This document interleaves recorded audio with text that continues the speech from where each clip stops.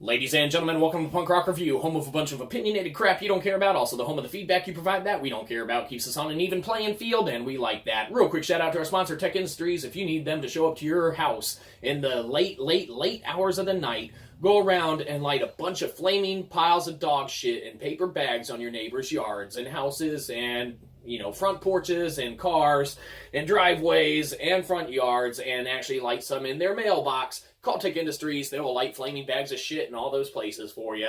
Anyhow, why you would do that, we don't know. That's between you and them and, well, futuristically, your neighbors. Anyhow, jumping straight into it today. Today we're going to be talking about a group, man, that we've loved, ever since their inception. And, we found out about them and things like that, which was a good little while ago. But, you don't really see too many releases. Are they still even playing? We don't know. We don't do research. That's your job. But there is a recent album that has come out of them. Unfortunately, it's one of those kind of, lost tracks that, never made it onto their, bigger releases and things like that. And that's right, we were talking about Leftover Crack. More importantly, we're talking about Leftover Crack, the E-sides and F-sides. So, all in all, man, if you are, in the mood for, well, first and foremost, even with the entirety of tracks on there are a lot of songs that, just were different iterations and versions, man, of what you've already heard. That is what it is, man.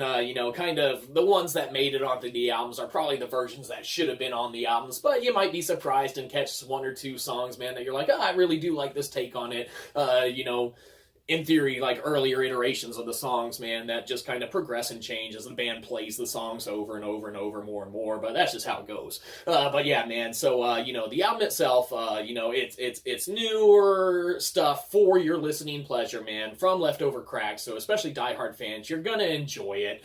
One other little drop-off, man, so it starts off heavy on the renditions and stuff that you've heard before, and then you can tell that it's some, it's the E-sides, F-sides, because even with whatever mastering has been done on this, man, the audio quality drops after about halfway through the first little bit there, man. It picks back up a little bit, man, but it is noticeable.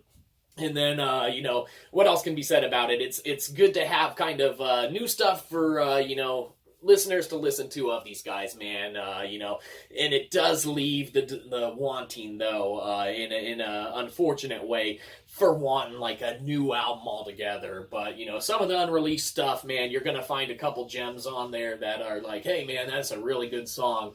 But you are gonna suffer on occasion with some lacking audio quality, at least in what we were able to acquire and pick up.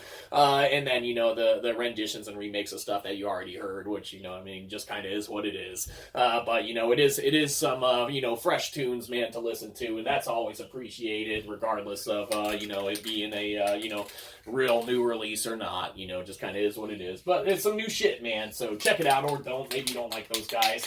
But Leftover Crack. What do we think of you?